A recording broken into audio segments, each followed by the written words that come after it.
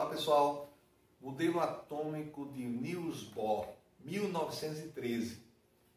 Tá? Então, antes de começar esse modelo, só para a gente saber assim, uma linha, né, de raciocínio, tá? E uma linha do tempo, porque nada na ciência é ao acaso, chega simplesmente do nada. Tudo tem uma sequência e sempre tem uma contribuição, né? Tem várias contribuições de vários cientistas, tá? De vários pesquisadores. Então, antes de tudo, 1808, o primeiro modelo atômico quantitativo. Já era algo que vinha de observações experimentais, já era algo que vinha de John Dalton, inglês, contratado pela Universidade de Manchester, grande investigador da atmosfera, solubilidade dos gases. Ele já colocou nos artigos dele, no livro dele, a questão da divisão de substâncias simples e substâncias compostas. Ele já ensaiava desenhar como é que seria uma molécula com átomos diferentes. E aí ele propõe o seu modelo, o modelo do átomo, tá? Esférico, indivisível ainda. E aí, entre 1808 até a descoberta do elétron em 1897, muito desenvolvimento, muitas descobertas. Aí a gente tem um desenvolvimento importantíssimo nas ciências, sobretudo na química e na física.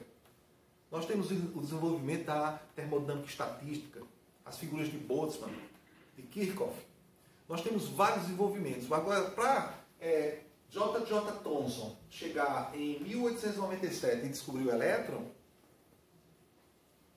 ele primeiro teria que estar onde ele estava, no laboratório de Cavendish, em Cambridge.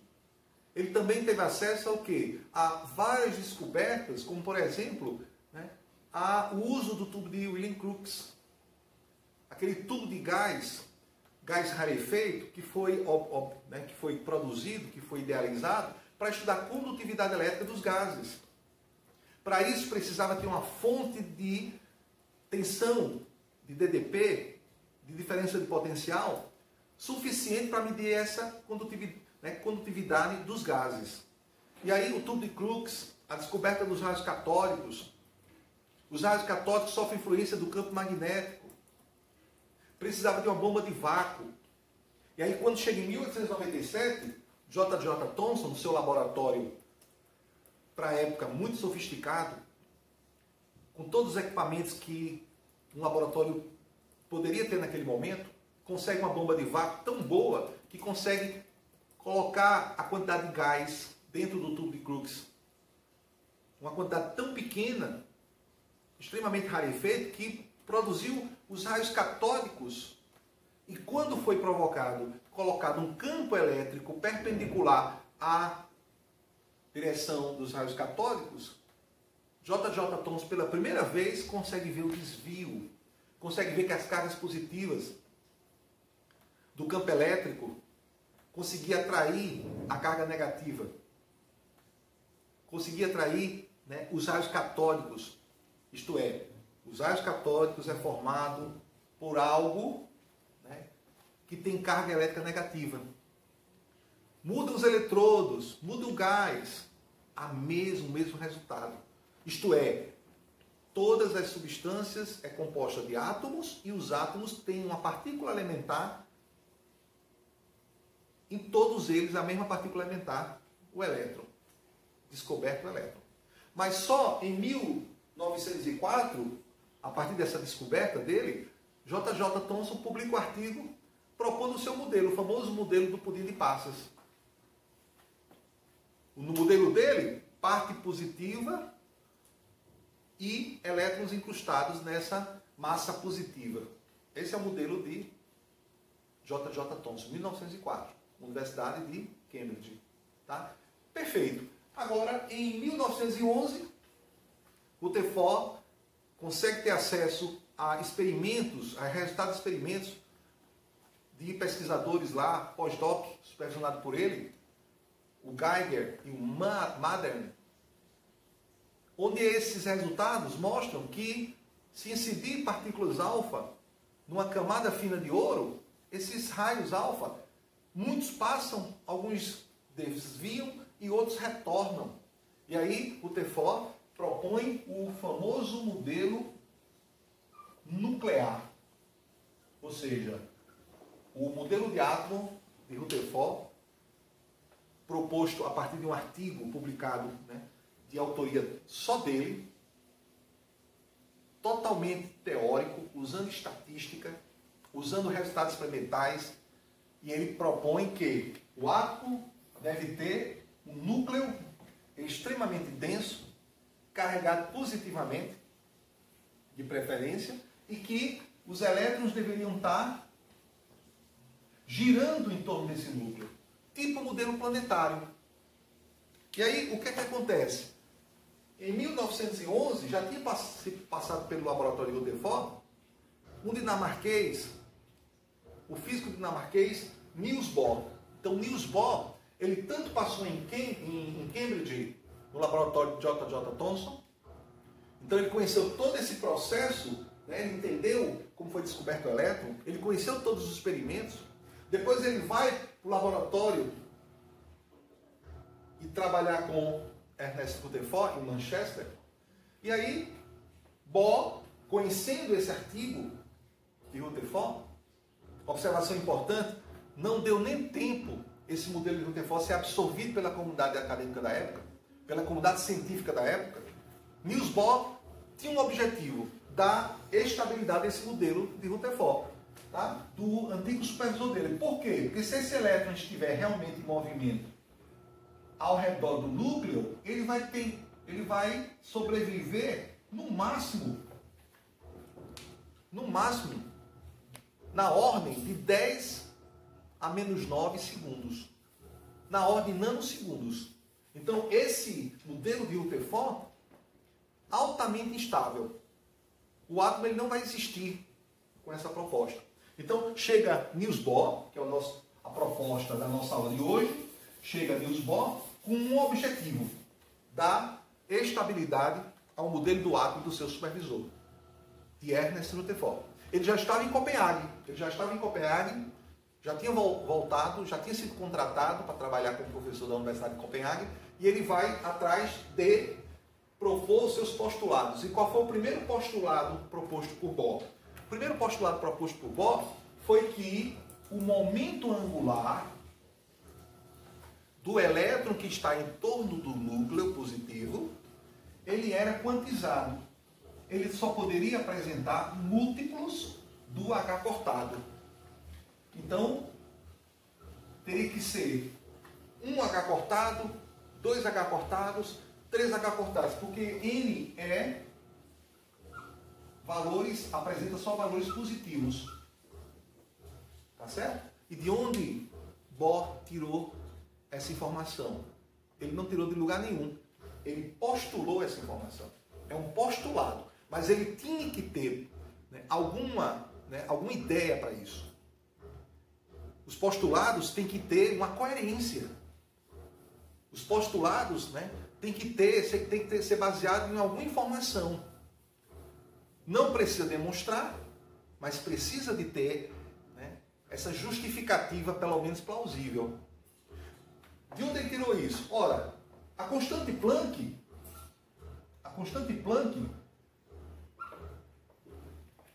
apresentada pela primeira vez por Max Planck em 1900, daí a homenagem, né? Constante de Planck. Qual a unidade dela? Então esses colchetes aqui, né, representam a unidade da constante de Planck. É Joule vezes segundo.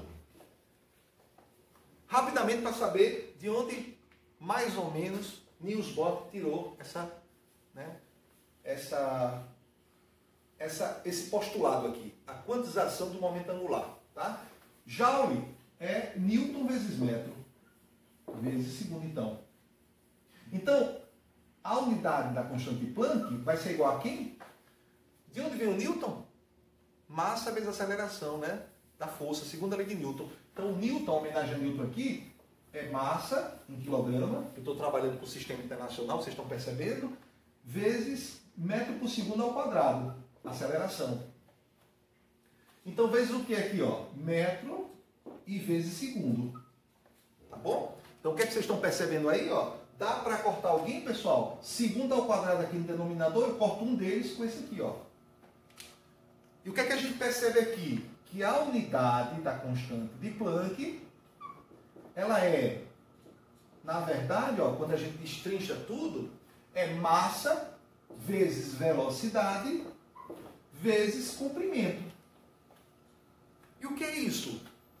Massa vezes velocidade vezes comprimento, olha, é momento angular. Então, a ideia de Bohr tinha alguma coerência. Quantizar o momento angular não é uma coisa do nada. Tinha uma certa lógica, tá? Porque nós sabíamos que esse H cortado é, na verdade, ó, a constante de Planck sobre 2π. A literatura diz, a literatura da história da ciência, que ele tentou primeiro dizer que o momento angular era quantizado com relação à constante de Planck. Não deu certo. Depois ele coloca sobre 2π. Como a trajetória é circular e o comprimento da circunferência é 2πr, tem tudo a ver. Interessante que esse H sobre 2π, ele surge pela primeira vez aqui, em 1913, e ele vai persistir no desenvolvimento de toda a mecânica quântica.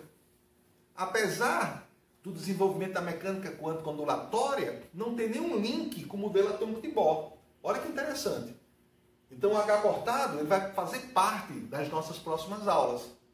Tá? Então Guilherme, nesse caso, vamos ver a próxima parte?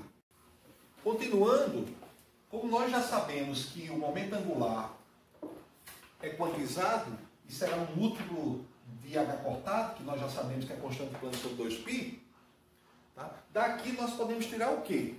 Ora, nós já sabemos que o momento angular é massa, velocidade, vezes o raio, igual a n, que é constante, né? Que vai variar só números inteiros, 1, 2, 3, 4, né? E aqui nós podemos tirar, por exemplo, o raio. Quem é o raio? A partir do primeiro postulado de Bohr, quem seria o raio desse modelo proposto? Né? Um núcleo positivo, e eu estou pensando aqui no átomo de hidrogênio, ou seja, um próton, um elétron. Tá? E aí eu tenho aqui o que? Ó? N, H cortado, sobre quem? Massa vezes velocidade. Tá? Neste caso aqui,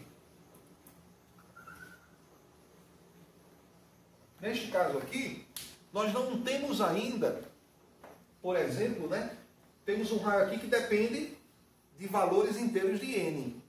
Então esses raios aqui, eles não poderão apresentar qualquer valor.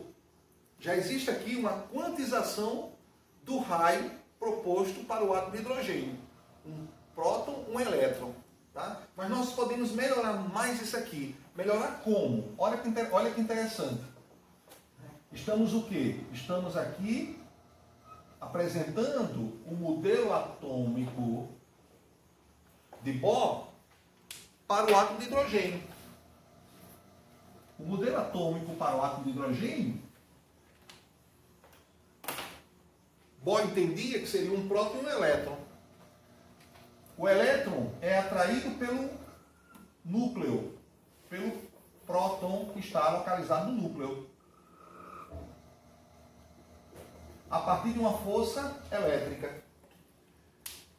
Essa atração aqui é eletrostática, lei de Coulomb.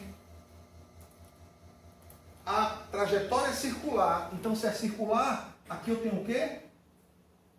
Um raio. Com essa situação aqui, eu teria o quê? Um movimento circular. Um movimento circular. Se eu tenho um movimento circular, o que é que nós sabemos? Nós sabemos que a força resultante de todo o movimento circular, quantas forças eu tiver no movimento circular, a resultante de todas as forças, ela é igual à força centrípeta. Mas nesse movimento proposto por Bohr, nós temos aqui um movimento circular que tem uma única força sendo puxada, né, puxando o elétron para o núcleo, que é a força elétrica. Então, a força elétrica é a única que existe, então ela vai ser igual à força resultante, que é igual à força centrípeta. Concordam? E essa força elétrica é lei de Coulomb, isto é a constante eletrostática multiplicado pelo produto dos módulos das cargas. Quais são as cargas que nós temos aqui? Já se conhecia que aqui é a carga elementar, que o quociente já se conhecia naquela época, descoberto por J.J. Thomson. Já se entendia pelo próprio modelo de Rutherford que existia uma relação da carga do núcleo com a carga que existia na eletrosfera. Então, já se sabia que se aqui tivesse 2 prótons, era possível que aqui tivesse 2 elétrons. Isso para um átomo neutro. Já se sabia que se aqui tivesse 3 prótons, aqui teria 3 elétrons. Para o átomo de hidrogênio,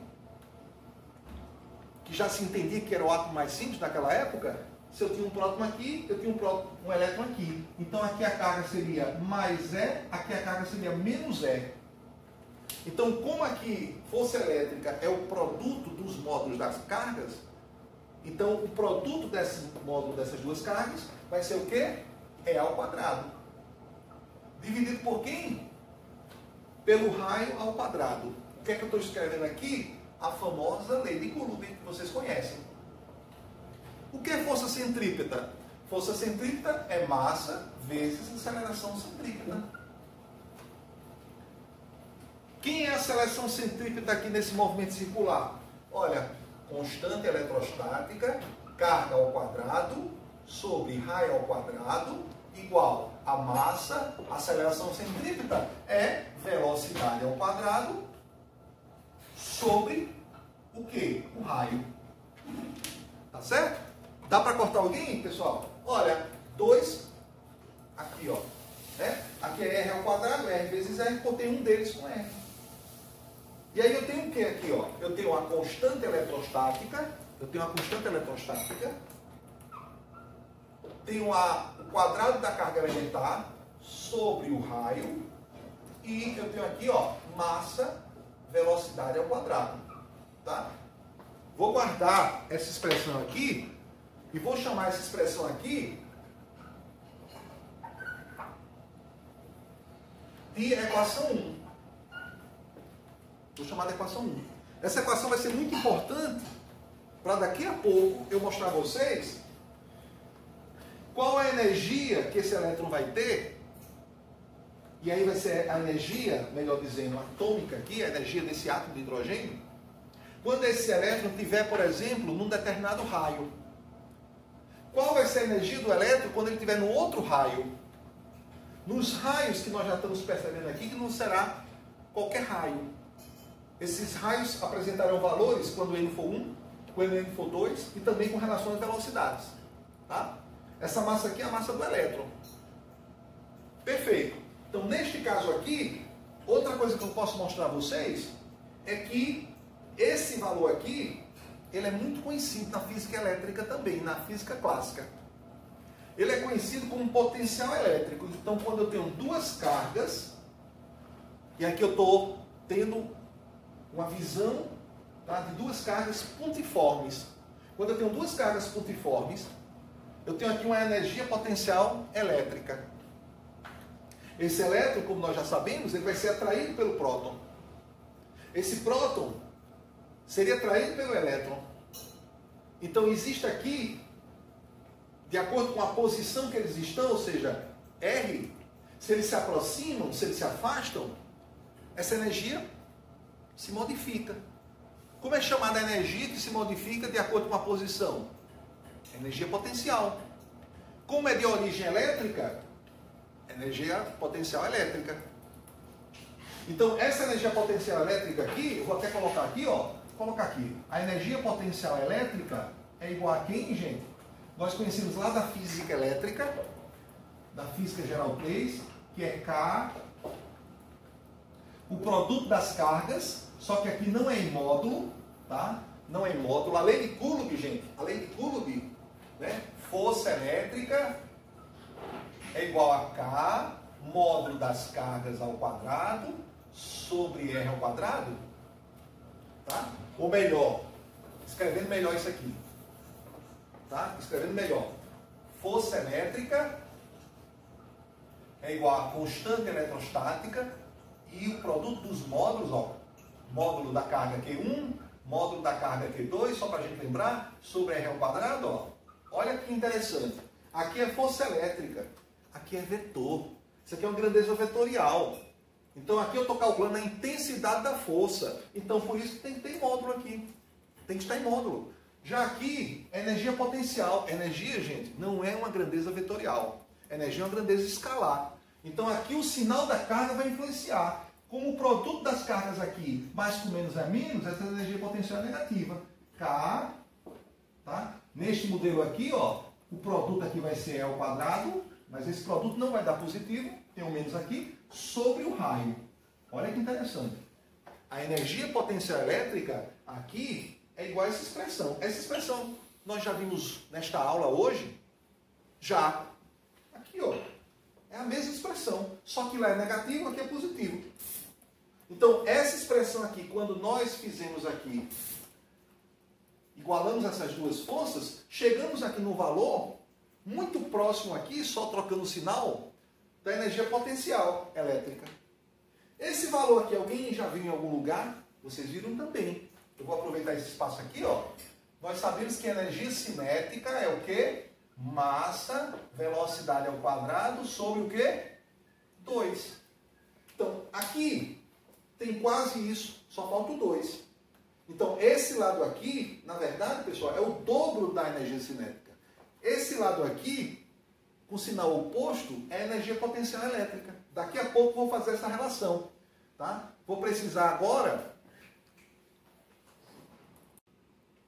Então, agora, eu vou pegar essa equação 1, que vai ficar guardada por enquanto, tá? Eu vou pegar essa equação 1, que vai ficar guardada por enquanto, mas também agora eu posso substituir, pessoal, o que eu acabei de apagar aqui, que nós temos uma relação que é o raio, tá? Nós temos uma relação que é N, constante Planck ao quadrado, massa sobre a velocidade. Então, essa expressão que nós tínhamos aqui, tá? Essa expressão que nós tínhamos aqui, nós podemos tirar o valor da velocidade, tá? Nós podemos tirar o valor da velocidade e nós podemos substituir aqui. Tá? Como é que fica o valor da velocidade aqui, ó? Velocidade vai ser igual. O que está aqui, ó, o produto vai passar dividindo. Então, passa a massa, passa o raio e aqui em cima vai ficar quem? NH cortado. Então, velocidade, como eu tenho esse valor aqui, ó, eu vou substituir na equação 1. Como é que fica? Constante eletrostática, carga elemental ao quadrado, dividido pelo raio da minha trajetória circular, massa, V ao quadrado. Mas quem é V? É tudo isso. Tudo isso vai ao quadrado. Vamos lá? Então vai ficar quem? N ao quadrado. Estou substituindo o V aqui, ó. E ele está ao quadrado. Então tudo aqui vai ao quadrado. H cortado ao quadrado. Tem mais ao quadrado, pessoal? Massa ao quadrado. R ao quadrado. Agora vamos cortar o que é possível. O que é possível cortar aqui, ó? Um raio aqui com esse outro raio aqui. Tá? Uma massa aqui com essa outra massa aqui. Certo? E agora a gente pode fazer o que aqui, ó? Nós podemos aqui, gente, encontrar o raio, né, um valor do raio melhor, com mais informações do que esse outro aqui, mais simples. Vamos olhar? Olha, produto dos meios é igual ao produto dos extremos. Então vou aqui, ó, isolar o raio. O que está multiplicando vai passar o quê? Dividindo. Então vai ficar, ó, sobrou uma massa, a massa do elétron, sobrou a constante eletrostática e o quadrado da carga elementar. Ok? Aqui no numerador, sobrou quem? Ó? No numerador, sobrou N ao quadrado H cortado ao quadrado. Perfeito. Tá? E o que é que nós vamos fazer? Nós vamos fazer o seguinte. Então aqui, eu vou até reescrever aqui o raio, como sendo aqui n ao quadrado vezes. Aí vou colocar tudo isso aqui juntinho aqui, ó. H cortado ao quadrado dividido pela massa do elétron, constante eletrostática, carga elementar ao quadrado. Se calcularmos isso aqui, porque a massa do elétron hoje é conhecida. Robert Millikan, físico inglês experimental, conseguiu calcular, conseguiu determinar a partir do famoso experimento da gota de óleo o valor da massa do elétron. A constante eletrostática nós conhecemos no Sistema Internacional de Unidades, que é 9 vezes 10 a nona. Carga elementar, nós também já conseguimos. O quociente carga-massa, JJ Thomson, 1897, determina. Robert Millikan depois determina a massa do elétron, consequentemente determina a carga do elétron, que é 1,6 vezes 10 a menos 19 coulomb.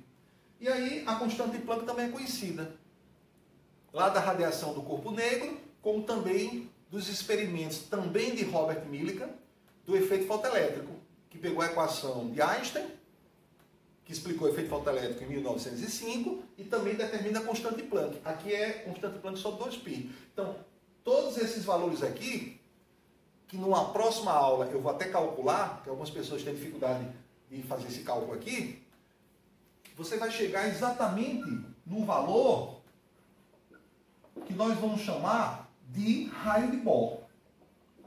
Tá certo? Então, esse A, B, que nós percebemos aqui, ó, que é H cortado ao quadrado, dividido pela massa do elétron, constante eletrostática, o quadrado da carga, tá? Isso aqui é chamado, a partir de agora, gente, de raio de Bohr.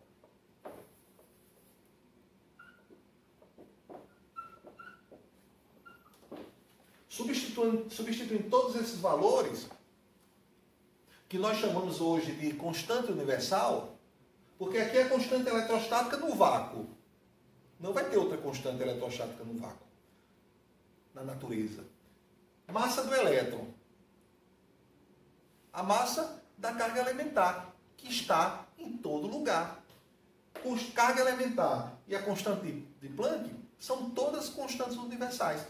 Pegando esses valores aqui, se a gente calcular, vai achar o raio de Bohr como sendo 0,529 angstrom. Tá?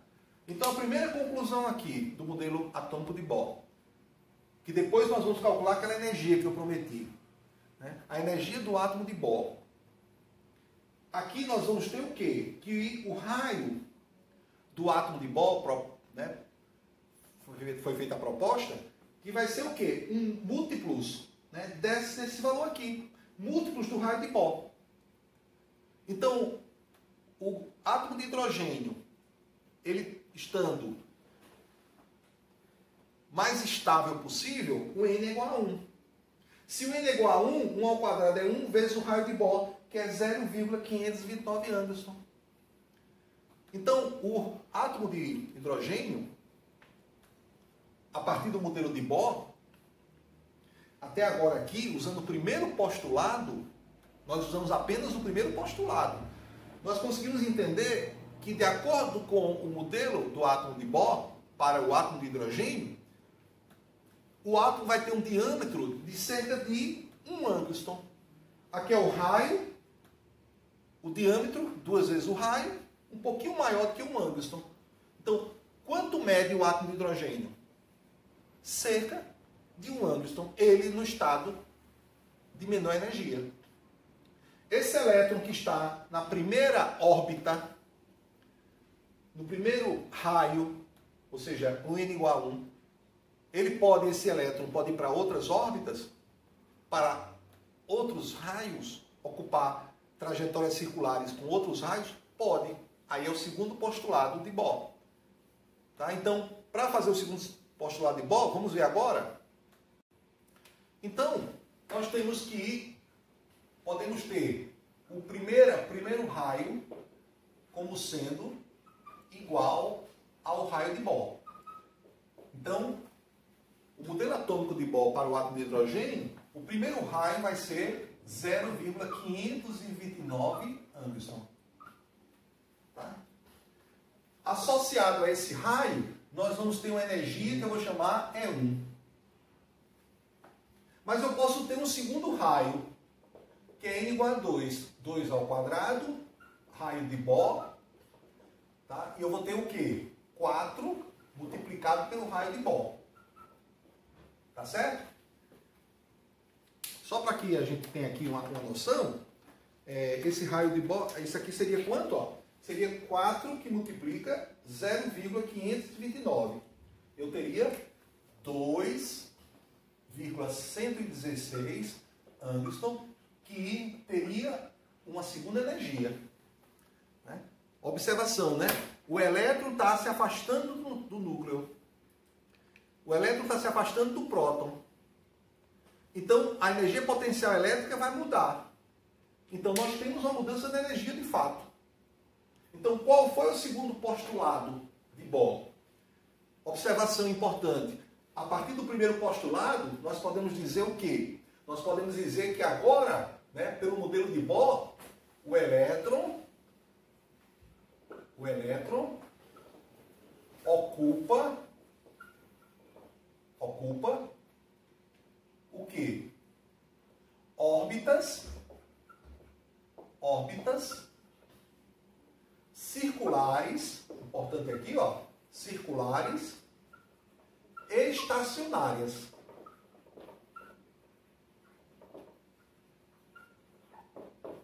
Pelo modelo de Bohr, o elétron pode ocupar qualquer órbita? Não. Ele pode ocupar apenas algumas órbitas. A primeira tem um raio de 0,529 Angstrom. A segunda tem um raio de 2,116 Angstrom. Essas órbitas, enquanto o elétron estiver nessas órbitas, ele não vai, né, quando ele estiver na primeira órbita aqui, cujo raio é esse aqui, é o raio de Bohr, o elétron não ganha nem perde energia. Quando ele vai para a segunda órbita, tá? Enquanto ele estiver na segunda órbita, ele também não ganha, não perde energia, mas aí ele volta e devolve a energia que ele ganhou. Então isso aí, gente, agora nós podemos, né, postular aqui, mostrar o segundo postulado de Bohr.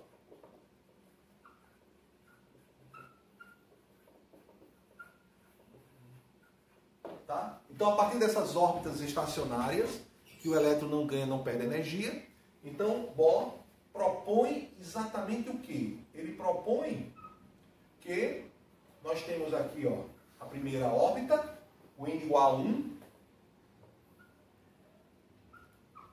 E aí nós temos um elétron. Nós temos um elétron aqui, ó, numa trajetória clássica circular. O elétron agora ele não vai perder energia e se chocar com o próton. Então a estabilidade do modelo de Rutherford está garantida. Esse elétron aqui não vai se chocar mais com o próton, porque Bohr propõe a quantização do momento anular. Então está lá, ó, o elétron girando, não sai dessa órbita, não sai do raio 0,529 Angstrom. Mas se ele precisar sair, porque aí, além da estabilidade,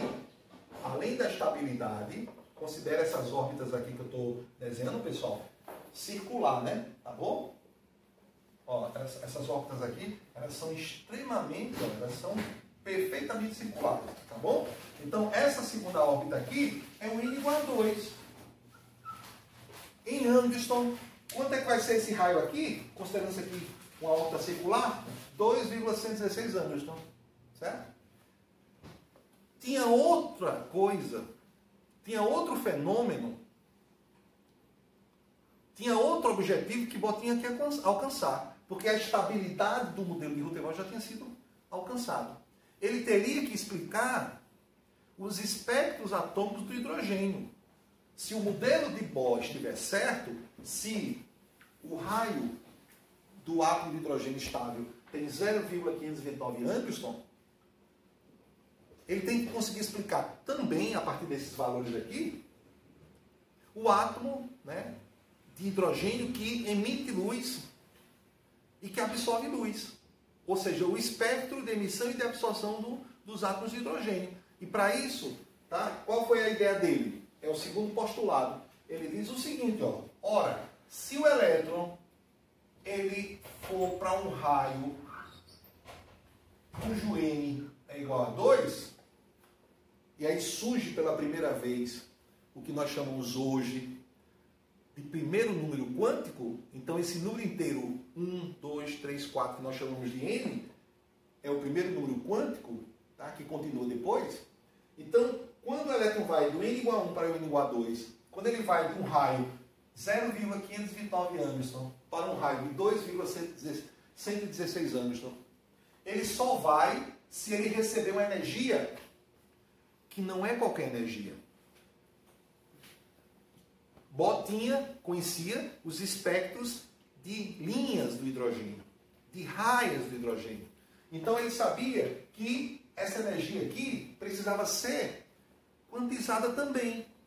Porque quando recebe um elétron aqui, ele propõe como postulado que ele teria que ganhar uma energia do tipo da energia de Planck, da energia Hν, onde Ni era a frequência, né, de uma luz, por exemplo, que incidia nesse elétron, que dava energia suficiente para ele ir para uma outra órbita estacionária. Tá? Então, essa energia de ir para de uma órbita para outra, de N1 para N2, era uma energia quantizada. Chamamos também isso aqui de salto quântico. Quando o elétron que chega aqui e ele vai estar instável, porque nós sabemos que o átomo de hidrogênio estável é quando N é igual a 1, é quando o raio é isso aqui. Então, se ele recebeu energia e foi para uma órbita, um estado de energia maior, a natureza diz que sempre a energia tende a ir para um local, né? Ou seja, sempre a natureza procura um local de menor energia. Então, a própria natureza vai fazer esse elétron voltar. E ele volta emitindo o quê? Uma radiação, tá? Uma radiação, e essa radiação aqui, ó, a energia quantizada é devolvida. Então aqui eu tenho o quê? Uma luz que justifica, por exemplo, o espectro de emissão do átomo de hidrogênio. Então esse espectro já era muito conhecido na época, e com esse segundo postulado, Bohr, aparentemente, nesse momento aqui, está explicando isso. É por isso que tem as linhas lá no visível, que nós temos 4 linhas no visível, que é por conta dessa volta aqui de órbitas estacionárias para órbitas de menor energia. Tá? Para calcular isso e conseguir chegar aos valores que já se conhecia dos espectros de hidrogênio, nós vamos mostrar agora as equações, todas baseadas ainda no modelo de Bohr. Então, juntando informações, né, do primeiro postulado com as informações do segundo, vamos tentar calcular a diferença dessa energia, isto é 2 menos é 1. Então, se conseguimos, ó, se vamos conseguir calcular essa variação de energia, é 2 menos é 1, e essa variação de energia a gente transformar em comprimento de onda ou frequência e conseguir procurar no espectro experimental do átomo de hidrogênio de emissão e lá encontrar essa frequência ou o comprimento de onda, o modelo de Bohr conseguiu explicar o átomo de hidrogênio. Tá? Vamos fazer isso agora?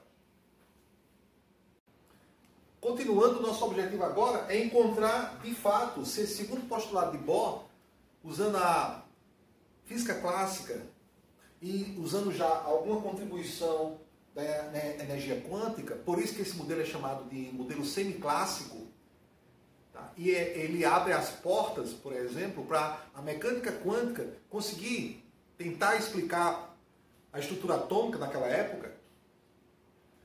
Então, o que é que nós vamos fazer? Primeira coisa importante, né? Nós já sabemos o quê? Eu disse a vocês que eu utilizaria aquela equação 1, que é constante eletrostática, carga elemental ao quadrado, dividido pelo raio, que é igual a mv ao quadrado. Lembram dessa equação aqui, ó? Essa equação aqui nós chamamos de equação o quê?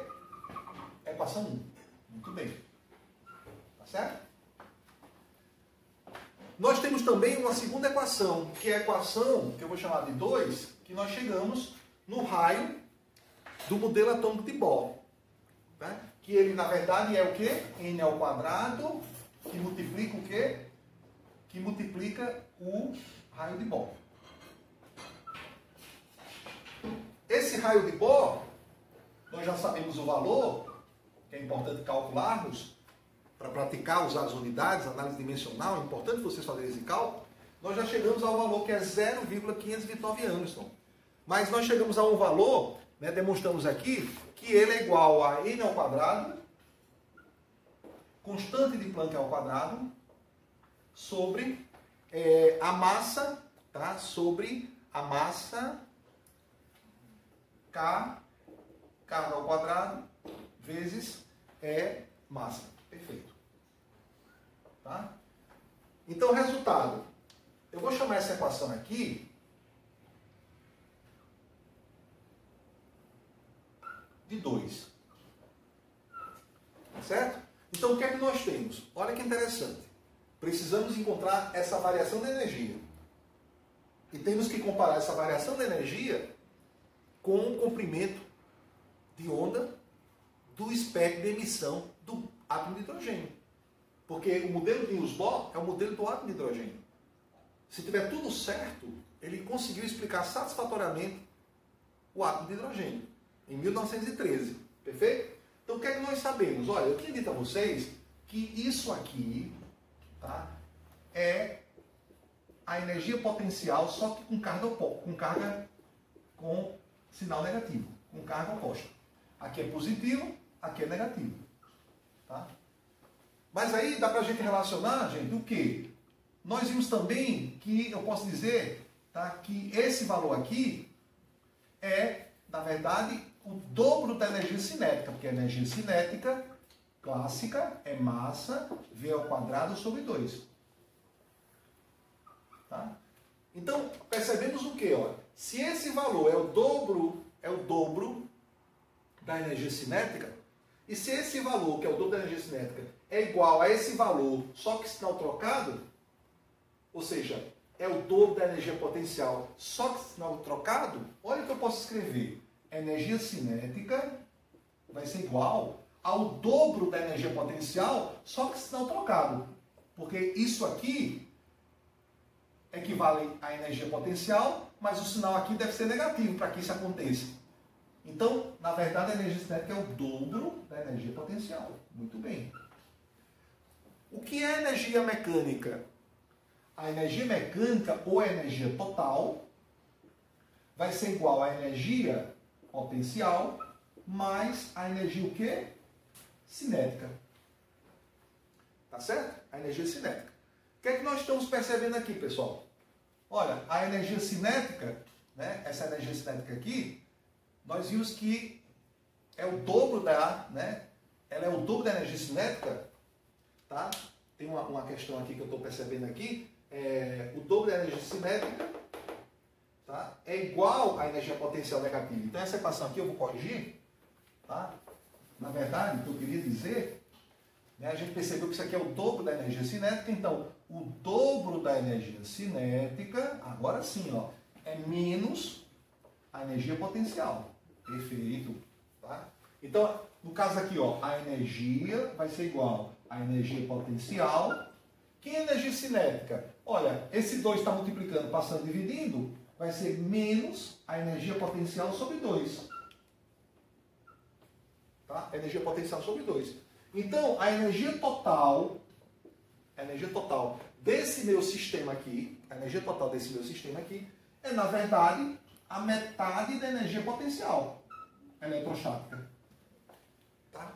Então, essa energia é 1. Já que eu estou trabalhando aqui com um elétron e um próton, já que eu estou trabalhando com física clássica, lei de Coulomb, já que eu estou trabalhando com energia potencial elétrica, a energia total desse sistema aqui, que compõe o átomo de hidrogênio, um próton e um elétron, é dada pela metade da energia potencial elétrica.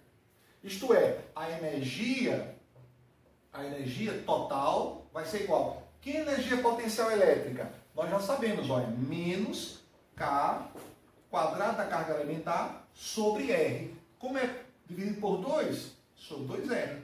Então, se eu quero calcular a energia total desse modelo atômico, o modelo proposto por Bohr, eu vou ter que usar essa expressão aqui. Só que tem um detalhe. Esse raio aqui não pode ser qualquer um, não. Esta expressão eu poderia utilizar, pessoal, se eu quisesse calcular a energia de duas cargas elétricas que pudessem estar a qualquer distância uma da outra. O modelo proposto por Bohr permite que esse elétron e esse próton estejam a qualquer distância um do outro? Não. Tem que estar a distâncias específicas, em órbitas estacionárias. A primeira distância permitida, R1, que é 0,529 Angstrom. Depois dessa, só existe a segunda permissão, que é 2,116 Angstrom. E assim sucessivamente. Nessa ordem aqui, ó, só pode ter, esse R aqui só pode ser n ao quadrado vezes o raio de Bohr. Olha que interessante. Então, essa fórmula precisa ser adaptada. Ela precisa estar coerente com esse raio. Vamos fazer isso agora? Tá? Então, fazendo isso agora, vou agora chamar essa equação de 3, fica melhor para a gente, ó. E agora nós vamos misturar, digamos assim, tá? Vamos misturar, eu estou vendo aqui que, por exemplo, aqui ficou o raio de Bohr, mas na verdade é o raio, né? Olha, corrigindo, viu, pessoal? Então, esse raio aqui, ó, eu vou misturar a 2 com a 3. Aonde tem esse raio aqui, eu vou substituir, pessoal, por essa fórmula aqui. Então, como é que fica? Ó? A energia total do modelo do átomo de Bohr vai ficar menos K, carga elementar ao quadrado, 2 que multiplica o quê? Todo esse raio aqui, que é o quê? N ao quadrado, H cortado ao quadrado, dividido pela constante eletrostática, pelo quadrado da carga elementar, vezes M. Tá certo? Ó? Exatamente aqui, ó. O que é que nós temos aqui? Uma divisão. Então precisamos fazer a divisão de frações aqui, né? Então vamos fazer, ó, a energia é igual. Essa energia aqui que nós vamos calcular, ela vai ser a energia de cada órbita estacionária. Ela vai ser energia para o raio igual ao raio de Bohr, depois a segunda energia, então eu vou chamar essa energia de N, porque ela vai ser em função do N ao quadrado aqui, ó. Então, fazendo a divisão de frações, vai ficar menos, repete a primeira fração, K quadrado da carga elementar, e multiplica pelo inverso da segunda fração. O inverso aqui vai ser que K é a quarta, ou é ao quadrado, M, dividido por quem, ó? Tá? Então, quando eu inverto isso aqui, o 2 vem para baixo, o N ao quadrado também, e H cortado também, ao quadrado, certo? Se a gente perceber bem, K é ao quadrado vezes M, dividido por H cortado ao quadrado, é um valor, tá? Já conhecido nosso, tá? Isso aqui, ó, pessoal, estou percebendo aqui, em primeira mão, que esse valor já é conhecido nosso, tá? De onde é conhecido nosso? Olha, se a gente perceber bem, antes de rearranjar isso aqui, eu vou fazer até aqui, ó, nós já conhecemos o raio de Bohr. O raio de Bohr é dado por H cortado ao quadrado, dividido por K, carga elementar ao quadrado, vezes a massa do elétron. Só que aqui, percebemos que está inverso. Mas é fácil, ó. Se eu estou querendo isso ao contrário, eu estou querendo aqui, ó, o inverso, então vou fazer o seguinte, o inverso dos dois lados. Aí eu crio aqui, ó, o inverso do raio de Bohr vai ser igual a esse valor aqui, dividido por H cortado ao quadrado. Olha que interessante. Gente. Então, nesse caso, eu vou poder substituir aqui. Ó. Olha como vai ficar bonito. É N, a energia dos N níveis das N órbitas estacionárias de Bohr vai ser dada por quem? Ó? Menos, vou escrever assim, ó, vocês vão entender por quê. Ó. 1 sobre N ao quadrado, coloquei logo N ao quadrado, ó. Aí vai ficar aqui, ó, K E ao quadrado, são esses dois aqui. Esse valor aqui, ó, é o inverso do raio de Bohr. O raio de Bohr vai ficar aqui, ó, raio de Bohr. E esse 2, que ainda não foi colocado? Olha que interessante. E aí, isso aqui, nós vamos chamar, e nada mais justo, de chamar isso aqui de energia de Rydberg. Por quê? Lembra da equação Balmer-Rydberg, que é a equação dos espectros atômicos do hidrogênio? Então, essa energia aqui, essa expressão que nós estamos em busca, ela tem a ver exatamente com aquela, né, com aquela parte lá de explicar os espectros atômicos experimentais do hidrogênio. Que Balmer e Rydberg propõem uma fórmula matemática, uma teoria para explicar. Se esse modelo estiver certo, o modelo de Niels Bohr, de 1913, o modelo semiclássico, vai ter que reproduzir aquela equação lá de Balmer e Rydberg. Então, essa energia aqui é chamada de energia de Rydberg. Tá? E essa energia aqui de Rydberg, eu vou colocar aqui energia de Rydberg. Então, muito fácil, relativamente, acharmos quanto é essa energia de Rydberg aqui, ó. Por quê? Porque a energia de Rydberg tem a ver com o raio de Bohr. Então, a gente percebe aqui, pessoal, vou guardar isso aqui, que a energia de Rydberg, quando a gente for calcular ela na próxima aula, vai ser igual a quem? Ó? A constante eletrostática, constante da universal, carga elementar ao quadrado, sobre 2 vezes o raio de Bohr, que nós já sabemos, que é 0,529 Angstrom.